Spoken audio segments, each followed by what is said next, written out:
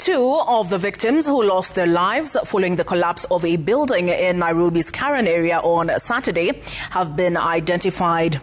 Grief-stricken families on Sunday visited the Nairobi funeral home to identify the bodies of their loved ones who died in the tragic incident.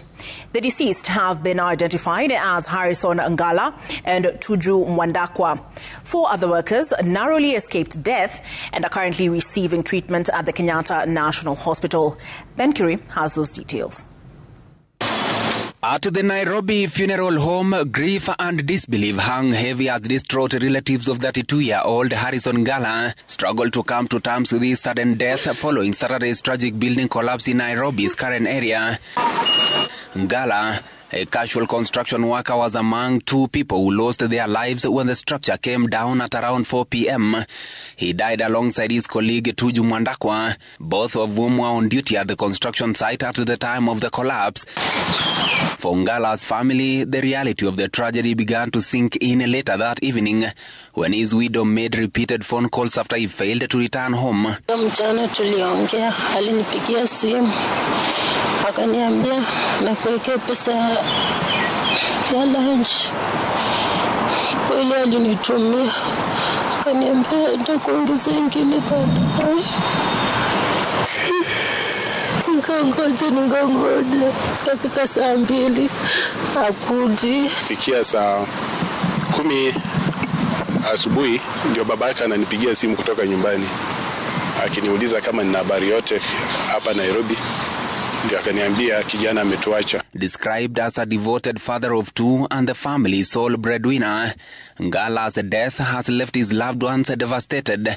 They have since called for accountability, urging the government to act swiftly and ensure thorough investigations are conducted to establish responsibility for the incident. Watoto wetu wadogo wakikufa kwa sababu tumeweka pesa mbele, hiyo si mzuri. Kama serikali iangalie, ijue haki, yes, mjengo unafanyika, ni vijana wadogo ni wengi wanakufia kwa mijengo, lakini story inanyamaziwa, hakuna mwenye anashughulikia. Na hiyo story kama ni pesa, mtu anaona pesa mtakula itaisha, lakini mtoto sitaenda kwa duka ninunue mtoto, niite wangu. Kama wazazi huko nyumbani wanajua mtoto wao ameenda kutafuta kibarua, amekuja Nairobi kutafuta, lakini sasa hiyo 4 other casual workers narrowly escaped death and were rushed to Kenyatta National Hospital with serious injuries. One of the survivors, Johnston Owia, speaking from his hospital bed, recounted the terrifying moments as the building collapsed, terming his survival nothing short of a miracle. Sisi tulisikia mara moja huko juu. Yani ni kama hiyo kitu imeshtuka. Ndio tulisikia imeshtuka hivyo, tunaonanga hapana, acha tuangalie nini kabla hata tufikirie. Ndio imeanza kuteremka. Sasa sisi ile kukimbilia ni yetu. Sikimbilia amani yetu ndio sasa wengine tukapatikana tukawa tumefunikiwa hapo ndani. We wish to confirm that those with the soft tissue injuries, we attended to them and we have discharged them. The other 2 are not very well. One of them has got pelvic fractures, and we have already taken him through the X-rays. Another worker who escaped unhurt said there had been visible signs that the structure was unstable and could collapse at any time, warning that they ignored red flags ultimately cost the 2 people their lives. Alianza tukushake tu mapema.